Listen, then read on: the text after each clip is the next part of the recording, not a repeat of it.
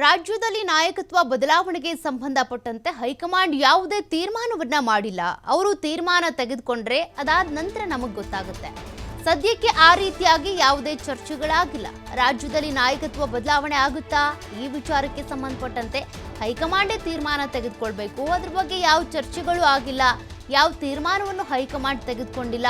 ಅವರೇನಾದ್ರೂ ತೀರ್ಮಾನ ಮಾಡಿದ್ರೆ ನಮಗೆ ಗೊತ್ತಾಗುತ್ತೆ ಅಂತ ರಾಜ್ಯಸಭೆ ಸದಸ್ಯ ನಾಜೀರ್ ಹುಸೇನ್ ಅವರು ಹೇಳಿಕೆ ಕೊಟ್ಟಿದ್ದಾರೆ.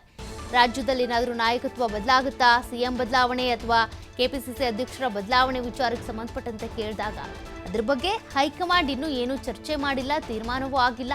ತೀರ್ಮಾನ ಆದರೆ ನಮಗೂ ಗೊತ್ತಾಗುತ್ತೆ ಅಂತ ಪ್ರತಿಕ್ರಿಯೆ ಕೊಟ್ಟಿದ್ದಾರೆ. ನಮ್ಮ ಪಾರ್ಟಿ ಆಲ್ ಇಂಡಿಯಾ ಪಾರ್ಟಿ, ಹಳೆ ಪಾರ್ಟಿ, ನ್ಯಾಷನಲ್ ಪಾರ್ಟಿ. ನಮ್ಮಲ್ಲಿ ಸಾಕಷ್ಟು decisions state level decision state level ಆಗುತ್ತೆ. ಆಮೇಲೆ ನಾಯಕತ್ವದ ಡಿಸಿಷನ್ನು ಹೈಕಮಾಂಡ್ ಅವ್ರು ತೊಗೊತಾರೆ.